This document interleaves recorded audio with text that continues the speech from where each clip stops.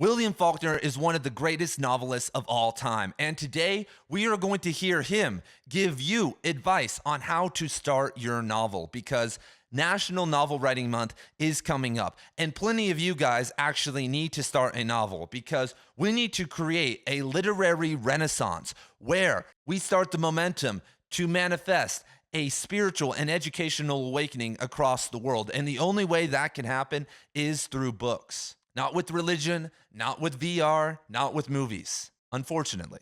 And if you guys don't already know, Right Conscious is the headquarters of everything related to Faulkner here on YouTube. If you look at the playlist down below, you will see an ever-blossoming library of videos on Faulkner's life, his books, and his writing philosophy. And so, enough from me. Let us now hear from Faulkner. Quote, I would say to get the character in your mind. Once he is in your mind, and he is right, and he is true, then he does the work himself. All you need to do then is to trot along behind him and put down what he does and what he says. It's the ingestion and then the gestation. You've got to know the character. You've got to believe in him. You've got to feel that he is alive. And then, of course, you will have to do a certain amount of picking and choosing among the possibilities of his action so that his actions fit the character which you believe in. After that, the business of putting him down on paper is mechanical. Most of the writing has got to take place up here before you even get the pencil to the paper. But the character's got to be true by your conception and by your experience. And that would include, as we just said, what you've read, what you've imagined, what you've heard. All that going to giving you the gauge to measure this imaginary character by, and once he comes alive and true to you, and he's important and moving, then it's not too much trouble to put him down. So very interesting stuff from Faulkner here because there are so many different theories on what you should be relying on in your story. Should you start with the plot? Should you start with the character? Should you start with a setting or a certain vibe and kind of everything manifests from there, or just like a very simple idea? But Faulkner focuses on the characters. And this makes sense when you look at a lot of his books, when you look at like As I Lay Dying or the Snopes trilogy. Faulkner has very beautiful characters that do drive the novels. And Faulkner's ideas very much aligned with kind of modern day philosophies on how to write a novel. Because when you look at a lot of the programs that you and courses you purchase online, or if you go and do like something, usually if it's like a 90-day experience, the first 30 days is all focused on the characters. It's all focused on like getting to know your characters at a very deep level with stream of consciousness. And what Faulkner is saying that in kind of his time, and you could do this today, you work out who the character is in your head. But most of us, I don't know, I don't want to say we're not talented enough, or maybe we just have too much going on, but I've kind of found that that's a little bit too much for me to work out in my head, that putting it down on paper and journaling and figuring out how a character would react in certain scenarios, does actually help to get to know them very well. And then if you set off on that course, if you set off on writing a novel with a deep understanding of a character, it works out very well because I've done National Novel Writing Month with my students for like 5 years in a row and wrote 5 first drafts in a month. And a lot of those were just actually to motivate my students. And maybe someday I'm going to work on some of those. I've been working on another novel for 5+ years now. But what's interesting is that if I spend a week or two journaling, if not more, about the person I'm going to write about for National Novel Writing Month, it is so easy. If I know all about them, then when they get put into a situation that my imagination creates, it automatically gets solved. And that first draft is so easy because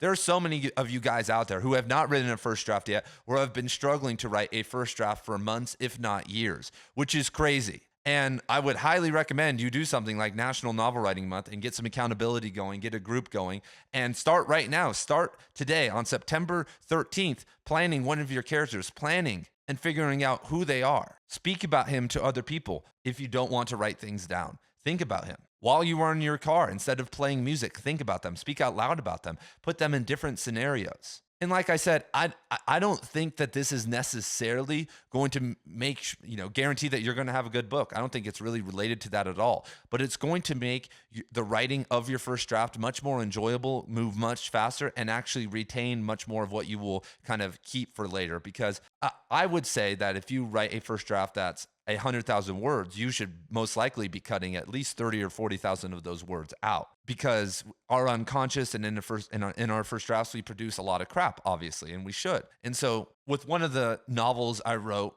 one of the first drafts I wrote, and I didn't do any character planning. I just started that day. It was actually just kind of a spur of the moment. The first year I ever did it, I was like, hey, this is going on. We should try this as a class and see who can actually complete it. And I've actually had, I think, over 150 students write a novel, which is insane when I look back at the last 7 years, that around 20 kids per year finish a novel. And they've been anywhere from 7th grade to 12th grade. But that spontaneous year, that is absolute crap. There's maybe 20% of that novel that I can take with me because I had no idea who this character was. I had no idea about his motivations and what he wanted or what he was really about. It was a story about some dude getting sucked up into some cult. And even though the concept and stuff is really interesting, it just doesn't necessarily work. And so we all have free time. We all have the ability to do this before we start a novel. And what I'm saying to you right now, and I think Faulkner, and if you guys agree down in the comments below, let me know. If you have a character in mind, if you know who they are by heart before you write, you are going to do so much better. But Faulkner goes a little bit further, which I think is interesting. And he says,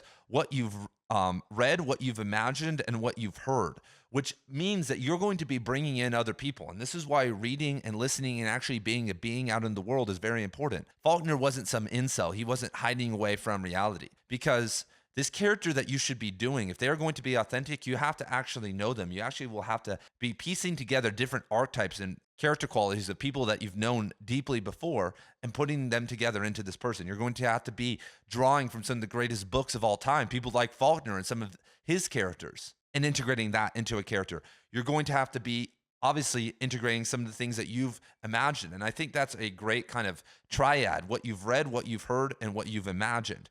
And most of the time, people sometimes only rely on one. I've known people, I've done this before. I've written short stories before based on someone I know, and they never really turn out that good because I don't have the other two elements. I've written short stories before that are kind of inspired, kind of like fan fiction, but not in the same world, inspired off of a character like a Judge Holden. Back when I was in college, I wrote a short story based off the character Meursault, if I'm saying that correctly, from Albert Camus' The Stranger. That didn't work out very well either. I've also created characters that have been totally in my head, and this is, I think, what a lot of you guys are doing and kind of one of the main weaknesses. You think that you're the best. You think that you have the talent and this is your character. I know plenty of authors out there who have not read hundreds of novels yet. And I would say that is a terrible weakness, that everyone on this bookshelf everyone who's made it to the bookshelves across the world is very well read. There are some exceptions, and even the most creative authors in the world, guys like Italo Calvino, his parents were professors. He was in groups with writers. He was attending some of the best universities in the country. Do you not think he was reading books? Yes, he was, and he was integrating all that into his beautiful imagination. And so that's what a complete character is. And so you don't have to do it all yourself. There are actually some people out there who struggle with imagination, and that's okay. There are more logical writers out there, and I've seen them do great. Someone in my opinion, maybe I'm totally wrong, but like Neil Stephenson, I love his work, but I really do feel like he isn't the most imaginative writer in the world, but how he writes and how he puts things together really kind of hits with me, and it obviously hits with a lot of other people. But I've never sat and felt like his characters weren't fleshed out or anything. And characters are really interesting, and because making an interesting plot is not very hard. Like literally my 7th grade students would come up with the craziest plots. Like great. Like if they had good characters and good writing, like they could get that novel published, like best ideas ever. But that's not what writing is about. It's actually about creating a vibe, creating a style, and creating these authentic characters that we care about or we hate so much that we want to see what happens. It's really like the WWE or the UFC. When you look at kind of the heels and the heroes in combat sports, people watch the heels, the bad guys, to see them lose. They'll sit and pay $80 for a pay-per-view to see them lose, or hopefully stream illegally. But that's the same with so many characters in history. Like, how connected are you to some of Dostoevsky's characters? Like, a lot of them are dirtbags, but you want to see what happens. Their mind is so beautiful that you're like, holy shit, like, I see parts of myself in them. Why would you want to read Blood Meridian? Or even, we're talking about Faulkner. Why would you want to read about a lot of Faulkner's characters who are supremely screwed up? Because you want to see what they're going to do. They're so authentic that you know it's going to be a shit show down the road. And you're like, man, what's going to happen?